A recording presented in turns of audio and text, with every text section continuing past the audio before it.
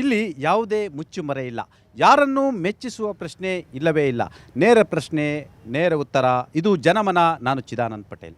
ಅಹಮದಾಬಾದ್ ವಿಮಾನ ದುರಂತ ಜಗತ್ತು ಕಂಡರಿಯದ ಘೋರ ದುರಂತ.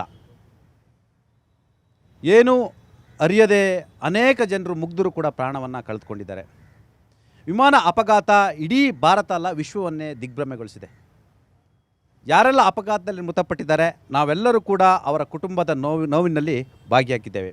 ಹಾಗಾಗಿ ವಿಮಾನ ಅಪಘಾತದಲ್ಲಿ ಮೃತಪಟ್ಟ ಅಷ್ಟೂ ಮಂದಿಗೆ ಜನಮನ ಮೌನಾಚರಣೆಯನ್ನು ಆಚರಿಸುವ ಮುಖಾಂತರ ಅವರಿಗೆ ಶಾಂತಿ ಸಂದೇಶವನ್ನು ಆ ಕುಟುಂಬಗಳಿಗೆ ಕಳಿಸ್ಕೊಡ್ತಾ ಇದ್ವಿ.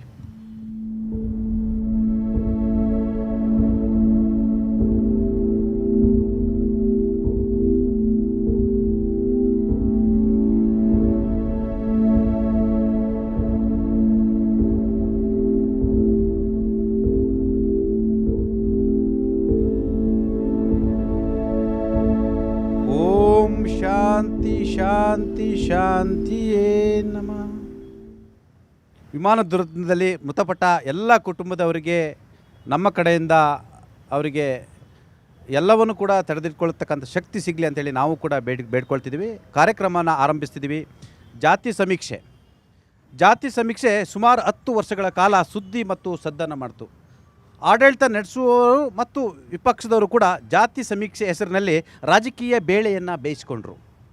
ಎಲ್ಲ ಒಂದು ಕಡೆ ಇನ್ನೇನು ಜಾತಿ ಸಮೀಕ್ಷೆಯನ್ನು ತಂದೇ ಬಿಟ್ಟರು ಅನ್ನೋಷ್ಟೊಳಗೆ ಸಿದ್ದರಾಮಯ್ಯನವರು ಎಲ್ಲ ಒಂದು ಕಡೆ ಮೇಲ್ವರ್ಗದ ವಿರೋಧ ಇದೆ ಅಂತೇಳಿ ತಣ್ಣಗಾದರು. ಶೋಷಿತ ಹಿಂದುಳಿದ ಒಕ್ಕೂಟದವರು ಇನ್ನೇನು ನಮ್ಮ ನಾಯಕ ಜಾತಿ ಸಮೀಕ್ಷೆ ವರದಿಯನ್ನು ಬಹಿರಂಗಪಡಿಸ್ತಾರೆ, ಅದನ್ನ ಇಂಪ್ಲಿಮೆಂಟ್ ಮಾಡ್ತಾರೆ ಅಂತೇಳಿ ಅಗಲಗನಸು ಕಂಡಿದ್ದು. ಈ ಸಮಾಜದಲ್ಲಿ ಪ್ರಬಲ ಸಮುದಾಯ ಅಂತ ಕರೆಸ್ಕೊಳ್ತಕ್ಕಂಥವ್ರು ಜಾತಿ ಸಮೀಕ್ಷೆಯನ್ನು ಪ್ರಬಲವಾಗಿ ವಿರೋಧ ವ್ಯಕ್ತಪಡಿಸ್ತಲೇ ಬಂದರು. ತಮಗೆ ಗೊತ್ತಿರ್ಬೋದು, ಅದು ಅವನೂರು ವರದಿ ಇರ್ಬೋದು, ಚಿನ್ನಪ್ಪರೆಡ್ಡಿ ಆಯೋಗದ ವರದಿ ಇರ್ಬೋದು, ಯಾವ ಆಯೋಗದ ವರದಿಗಳನ್ನು ಕೂಡ ಇಂಪ್ಲಿಮೆಂಟ್ ಮಾಡಲಿಕ್ಕೆ ಬಿಡಲಿಲ್ಲ. ಜಾತಿ ಎಂದು, ಜಾತ್ಯತೀತ ರಾಷ್ಟ್ರವೆಂದು, ಜಾತಿ ಹೆಸರಿನಲ್ಲಿ ಮೀಸಲಾತಿಯ ಯಾಕೆ ಮೀಸಲಿಟ್ಟಿರಿ ಅಂತೇಳಿ ಪ್ರಶ್ನೆ ಮಾಡ್ತಕ್ಕಂಥ ಈ ಸಮಾಜದಲ್ಲಿ ಇವತ್ತು ಮತ್ತೆ ಜಾತಿ ಸಮೀಕ್ಷೆ ಮುನ್ನೆಲೆಗೆ ಬಂದಿರತಕ್ಕಂಥದ್ದು.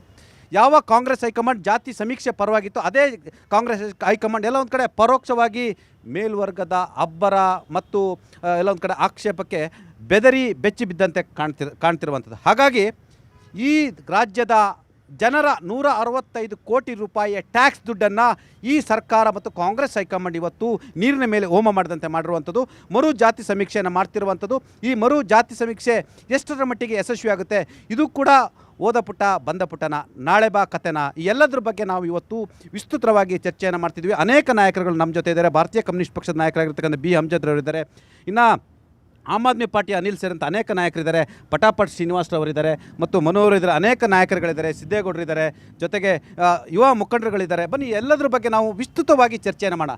ಕ್ರಿಯಾತ್ಮಕವಾಗಿ, ರಚನಾತ್ಮಕವಾಗಿ, ರಾಜಕೀಯವಾಗಿ ಚರ್ಚೆ ಮಾಡೋಣ. ಯಾವುದೇ ಗೊಂದಲ ಇಲ್ಲದೆ, ಯಾರೂ ಅರ್ಚಾಟ ಕೂಗಾಟ ಇಲ್ಲದೆ ಇದರ ಸಾಧಕ ಬಾಧಕಗಳ ಬಗ್ಗೆ ನಾವು ಚರ್ಚೆಯನ್ನು ಮಾಡಬೇಕಾಗಿರ್ತಕ್ಕಂಥದ್ದು. ನಾನು ಆರಂಭದಲ್ಲಿ ಎಲ್ಲೊಂದು ಕಡೆ ಜಾತಿ ಸಮೀಕ್ಷೆಯನ್ನು ಎಲ್ಲೊಂದು ಕಡೆ ಭಾರತೀಯ ಜನತಾ ಪಕ್ಷ ಹಾವು ಸಾಯಬಾರ್ದು, ಕೋಲು ಮುರಿಬಾರ್ದು ರೀತಿಯಲ್ಲಿತ್ತು. ಎಲ್ಲೊಂದು ಕಡೆ ಇದು ಆಗಲಿ ಐಂದ ವರ್ಗಕ್ಕೆ, ಪರಿಶಿಷ್ಟ ಜಾತಿ ಪಂಗಡಕ್ಕೆ ಅನ್ಯಾಯ ಆಗಬಾರ್ದು ಅಂತಲೇ ಹೇಳ್ತಾಯಿತ್ತು ಮತ್ತು ಇದು ಸರಿಯಿಲ್ಲ ಅಂತ ಕೂಡ ಹೇಳ್ತಿತ್ತು. ಆ ಮುಖಾಂತರ ಎಲ್ಲೊಂದು ಕಡೆ ಡಬಲ್ ಸ್ಟ್ಯಾಂಡರ್ಡನ್ನು ಕೂಡ ಮಾಡ್ತಿತ್ತು. ಹಾಗಾಗಿ ಈಗ ಮರು ಜಾತಿ ಸಮೀಕ್ಷೆಯನ್ನು ಭಾರತೀಯ ಜನತಾ ಪಕ್ಷ ಒಪ್ತದ ಅಥವಾ ಮತ್ತೆ ಡಬಲ್ ಸ್ಟ್ಯಾಂಡರ್ಡ್ ಮಾಡ್ತಾರೆ ಅಂತೇಳಿ ನಾನೀಗ ಪಟಾಪಟ್ ಶ್ರೀನಿವಾಸ ಹತ್ರ ಬರ್ತಾ ಇದ್ದೀನಿ. ಪಟಾಪಟ್ ಶ್ರೀನಿವಾಸರವರೇ, ಈಗಾಗಲೇ ಮರು ಜಾತಿ ಸಮೀಕ್ಷೆಗೆ ತಾವು ಒಪ್ತೀರಾ ಅಥವಾ ಇಲ್ಲ? ಯಾಕಂತೇಳಿದ್ರೆ ಈಗಾಗಲೇ ಪ್ರಬಲ ಸಮುದಾಯದ ಸ್ವಾಮೀಜಿಗಳು, ಪ್ರಬಲ ಸಮುದಾಯದ ಸಂಘ ಸಂಸ್ಥೆಗಳ ಮುಖಂಡರು ಕೂಡ ಸ್ವಾಗತವನ್ನು ಮಾಡಿದ್ದಾರೆ. ಮೊದಲಿಗೆ ಏನು ಈಗ ಹೊಸದಾಗಿ ಕರ್ನಾಟಕ ರಾಜ್ಯದಲ್ಲಿ ಜಾತಿ ಜನಗಣತಿಯನ್ನು ಮಾಡಬೇಕು ಅಂತ ಸರ್ಕಾರ ದೆಹಲಿಯಲ್ಲಿ, ಅದು ಮುಖ್ಯಮಂತ್ರಿಗಳಲ್ಲ, ಉಪಮುಖ್ಯಮಂತ್ರಿಗಳಲ್ಲ, ಸರ್ಕಾರದ ಯಾವುದೇ ಮಂತ್ರಿಗಳಲ್ಲ, ಅವರ ಪಕ್ಷದ ರಾಷ್ಟ್ರೀಯ ಪ್ರಧಾನ ಕಾರ್ಯದರ್ಶಿಗಳಾದಂಥ KC ವೇಣುಗೋಪಾಲ್ ಅವರು ಅನೌನ್ಸ್ ಮಾಡಿರೋದೇ ಒಂದು ಅನೇಕ ಪ್ರಶ್ನೆಗಳನ್ನು ಮತ್ತು ಸಂದೇಹಗಳನ್ನು ಹುಟ್ಟು ಹಾಕಿರ್ತಕ್ಕಂಥದ್ದು. ಇದು ಒಂದು ಪ್ಯೂರ್ ಡೈವರ್ಷನ್ ಟ್ಯಾಕ್ಟಿಕ್ಸ್.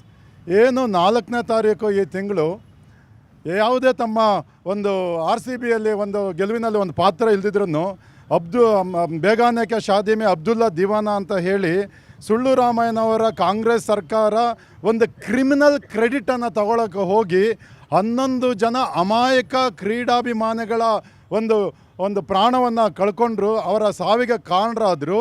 ಇವತ್ತು ಇಡೀ ರಾಷ್ಟ್ರದ ಗಮನವನ್ನು, ರಾಜ್ಯದ ಗಮನವನ್ನು ಸೆಳೆದಿತ್ತು.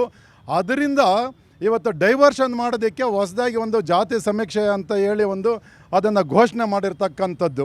ಇದರಲ್ಲಿ ಹಿಂದುಳಿದ ವರ್ಗಗಳ ಯಾವುದೇ ಹಿತ ಇಲ್ಲ. ಸಿದ್ದರಾಮಯ್ಯನವರು ಹಿಂದುಳಿದ ವರ್ಗಗಳನ್ನು ಕೇವಲ ಒಂದು ಮತ ಬ್ಯಾಂಕ್ ಆಗಿ ಬಳಸ್ಕೊಳ್ತಾರೆ ವಿನಃ ನಿಜವಾದ ಕಾಳಜಿ ಇಲ್ಲ ಅವ್ರಿಗೆ.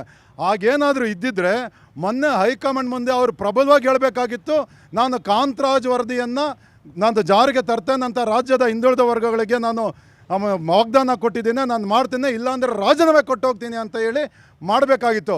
ಆದರೆ ಅವರು ತಮ್ಮ ಕುರ್ಚಿಯನ್ನು ಉಳಿಸಿಕೊಳ್ಳುವ ಹಿತದೃಷ್ಟಿಯಿಂದ ಅವರು ಇವತ್ತು ಕಾಂತರಾಜ್ ವರದಿಯನ್ನು ಅವರು ಮೂಲಕ್ಕೆ ತಳ್ಳಿ ಹೊಸದಾಗಿ ಒಂದು ಜಾತಿಯ ಸಮೀಕ್ಷೆಯನ್ನು ಮಾಡ್ತೀವಂತ ಹೇಳಿರ್ತಕ್ಕಂಥದ್ದು ಇದು ಕಣ್ಣರಿಸುವ ತಂತ್ರ. ಹಿಂದುಳಿದ ವರ್ಗಗಳ ಇದೇ ಭಾರತೀಯ ಜನತಾ ಪಕ್ಷ ವಿರೋಧ ವ್ಯಕ್ತಪಡಿಸಿತ್ತು. ಈಗ ಹೇಳ್ತಿದೆ ಇದು ಕಣ್ಣರಿಸುವ ತಂತ್ರ ಬೇಡ ಅಂತಿದೆ. ನಾವು ಯಾರನ್ನು ನಂಬೋದು ಸ್ವಾಮಿ? ನೋಡಿ, BJPಯವರು ಭಾಳ ಮುಖ್ಯವಾಗಿ ಈ ಹಿಂದೆ ಕರ್ನಾಟಕ ರಾಜ್ಯದಲ್ಲಿ ಏನಿದೆ ಸಿದ್ದರಾಮಯ್ಯನವರು ಜಾರಿಗೊಳಿಸಲಿಕ್ಕೆ ಸನ್ನದ್ಧರಾಗಿದ್ದಂತಹ ಈ ಜಾತಿ ಸಮೀಕ್ಷೆ ತರದ ಸಂದರ್ಭದಲ್ಲಿ ವ್ಯಾಪಕವಾಗಿರ್ತಕ್ಕಂಥ ಪ್ರತಿರೋಧವನ್ನು ಒಡ್ಡಿದ್ರು. ತದನಂತರ ಅವರ ಪಕ್ಷದ ನಾಯಕರು ಮತ್ತು ಈ ದೇಶದ ಪ್ರಧಾನಮಂತ್ರಿಯಾಗಿರ್ತಕ್ಕಂಥ ಮೋದಿಯವರು ನಾವು ಕೂಡ ಈ ಸಮೀಕ್ಷೆಯನ್ನು ಮಾಡ್ತೀವಿ ಅಂತಕ್ಕಂಥ ಹೇಳಿದ ತಕ್ಷಣ ಅವರು ಕರ್ನಾಟಕ ರಾಜ್ಯದಲ್ಲಿ ಎಲ್ಲರೂ ಕೂಡ ತನ್ನ ಮಾತಿಗೆ ತದ್ವಿರುದ್ಧವಾಗಿ ಇವತ್ತು ಪಲ್ಲಟವನ್ನು ಹೊಂದ್ಕೊಂಡ್ರು. ಆದರೆ ಇವತ್ತು ಒಂದಂತೂ ಸತ್ಯ, ಭಾರತದಂತಹ ಭಾಳ ಜಾತಿ ವ್ಯವಸ್ಥೆಯ ಜಟಿಲತೆಯಲ್ಲಿ ತೊಳಲಾಡ್ತಾ ಇರ್ತಕ್ಕಂಥ ಭಾರತೀಯ ಸಮಾಜದಲ್ಲಿ ಆರ್ಥಿಕವಾಗಿ ಶೈಕ್ಷಣಿಕವಾಗಿ ಹಿಂದುಳಿರ್ತಕ್ಕಂಥ ಜನ ಸಮುದಾಯಗಳ ಅಭಿವೃದ್ಧಿಗೆ ಜಾತಿ ಸಮೀಕ್ಷೆ ಅನಿವಾರ್ಯ, ಅತ್ಯಂತ ಅಗತ್ಯ ಕ್ರಮ ಅಂತಕ್ಕಂಥದ್ದು ಭಾರತ ಕಮ್ಯುನಿಸ್ಟ್ ಪಕ್ಷದ ಸ್ಪಷ್ಟ ನಿಲುವು. ಆದರೆ ಇವತ್ತು ರಾಜಕೀಯ ತಿಕ್ಕಾಟದಲ್ಲಿ ರಾಜ್ಯ ಮತ್ತು ಕೇಂದ್ರ ಸರ್ಕಾರದ ಬೊಕ್ಕಸಕ್ಕೆ ಇವತ್ತು ಹೊಡೆತ ಬೀಳ್ತಾ ಇದೆ. ಅದ್ರ ಜೊತೆಯಲ್ಲಿ ಜನಸಮುದಾಯನೂ ಕೂಡ ಇವತ್ತು ಅತಂತ್ರ ಸ್ಥಿತಿಯನ್ನು ಎದುರಿಸ್ತಕ್ಕಂಥ ಒಂದು ಸೂಜಿಗದ ವಾತಾವರಣ ಕೂಡ ನಿರ್ಮಾಣ ಆಗ್ತಾ ಇದೆ. ಜಾತಿ ಗಣತಿ ಜನಗಣತಿಗೆ ಯಾವ ರಾಜ್ಯಗಳು ಕೂಡ ಅನುಮತಿ ಇಲ್ಲ. ಅದು ಕೇಂದ್ರದ ಪರಮಾಧಿಕಾರ ಇರ್ತಕ್ಕಂಥದ್ದು. ರಾಜ್ಯದಲ್ಲಿ ಈಗ ಮತ್ತೆ ಜಾತಿ ಗಣತಿ ಅಂತ ಮಾಡ್ತಿದ್ದಾರೆ. ಇದೇ ಕಾರಣಕ್ಕಾಗಿ ಅವರು ಎಲ್ಲೊಂದು ಕಡೆ ಯಾರಾದರೂ ಕೋರ್ಟಿಗೆ ಹೋದಂಥ ಸಂದರ್ಭದಲ್ಲಿ ಇದು ವಿರೋಧ ವ್ಯಕ್ತವಾಗುತ್ತೆ ಎಂಬ ಕಾರಣಕ್ಕಾಗಿ ಸಾಮಾಜಿಕ, ಶೈಕ್ಷಣಿಕ, ಆರ್ಥಿಕ ಸಮೀಕ್ಷೆ ಅಂತ ಒಂದು ಹೆಸರಲ್ಲಿ ಹೇಳ್ಕೊಂಡು ಬಂದಿರತಕ್ಕಂಥದ್ದು. ಕಾಂಗ್ರೆಸ್ ಪಕ್ಷ ಎಲ್ಲ ಒಂದು ಕಡೆ ಯಾರ ಪರವಾಗಿದೆ ಯಾರ ವಿರುದ್ಧವಾಗಿದೆ ಅಂತ ಗೊತ್ತಾಗ್ತಿಲ್ಲ. ಕಾಂಗ್ರೆಸ್ ಯಾವ ರೀತಿ ಅಂತ ಹೇಳಿದರೆ ಅದು ಅನುಕೂಲ ಸಿಂಧು ವಾತಾವರಣ ಯಾವ ರೀತಿ ಇದೆ ಆ ರೀತಿ ಇರ್ತಕ್ಕಂಥದ್ದು. ತಮಗೆ ಗೊತ್ತಿರ್ಬೋದು ಸಿದ್ದೇಗೌಡ್ರೆ, ನಾನು ಗಮನಿಸ್ತಾ ಬಂದೆ, ನಿಮ್ಮ ನಾಯಕರುಗಳ ವಿರೋಧವನ್ನು ವ್ಯಕ್ತಪಡಿಸಿದರು. ನಾವು ಈ ದೇಶದ ನೊಂದವರ ಪರ, ಬಡವರ ಪರ, ಕೂಲಿ ಕಾರ್ಮಿಕರ ಪರ, ದಲಿತರ ಪರ, ಸಣ್ಣ ಸಮುದಾಯದ ಪರ ಅಂಥೇಳಿ ಕಾಂಗ್ರೆಸ್ನವರು ಬೊಬ್ಬೆ ಹೊಡ್ಕೊಂಡು ಬಂದರು. ಆದರೆ ಜಾತಿ ಸಮೀಕ್ಷೆ ವಿಚಾರದಲ್ಲಿ ನಿಮ್ಮ ಪ್ರದೇಶ ಕಾಂಗ್ರೆಸ್ ಸಮಿತಿ ಚುಕ್ಕಾಣಿ ಹಿಡಿದಂಥವ್ರು, ರಾಜ್ಯದ ಕಾಂಗ್ರೆಸ್ನ ಚುಕ್ಕಾಣಿ ಹಿಡಿದಂಥವ್ರು ಪ್ರಬಲ ವಿರೋಧವನ್ನು ವ್ಯಕ್ತಪಡಿಸಿದರು. ಲಿಂಗಾಯತ ನಾಯಕರು ವಿರೋಧ ವ್ಯಕ್ತಪಡಿಸಿದರು. ಹಾಗಾದರೆ ನೀವು ಯಾರ ಪರ? ನಾವು ಸಾಮಾಜಿಕ ನ್ಯಾಯದ ಪರ. ಕ್ರಾಂತಿ ಸಾಮಾಜಿಕ ನ್ಯಾಯ ಅಂತೇಳಿ ಆಯಿತು, ಬಿಡುಗಡೆ ಮಾಡಿ ಅಂತ ಹೇಳ್ಬೋದಿತ್ತಲ್ಲ. ಅದಕ್ಕೆ ಸಾಮಾಜಿಕ ನ್ಯಾಯ ಯಾಕೆ ಅಂತಂದರೆ, ಒಂದು ನಿಮಿಷ ಕೇಳ್ತೀನಿ, ಕಾಂಗ್ರೆಸ್ ಸಾಮಾಜಿಕ ನ್ಯಾಯದ ಪರವಾಗಿದೆಯಾ ಸರ್? ಕಾಂಗ್ರೆಸ್ ಸಾಮಾಜಿಕ ನ್ಯಾಯದ ಪರವಾಗಿದೆಯಾ? ಆಯಿತು, ಮಾತಾಡಿ. ಅವ್ರು ನಾನು ಕೇಳಬೇಕಲ್ಲ. ಕಾಂಗ್ರೆಸ್ ಅಂದರೆ ಸಾಮಾಜಿಕ ನ್ಯಾಯದ ಪರ. ಅವರು BJP ಅವ್ರು ಏನೋ ಹೇಳಿದ್ರು, ಇರ್ರಿ ನಾನು ಮಾತಾಡಲ್ಲ. ಈಗ ಅವ್ರು ಮಾತಾಡ್ತಿದ್ದಾರೆ. ನಿಮ್ಗೆ ಅವಕಾಶ ಕೊಟ್ಟಿದ್ದೀನಿ. ಎಸ್ ಸರ್, ನಿಮ್ಗೆ ಅವಕಾಶ ಕೊಟ್ಟಿದ್ದೀನಿ.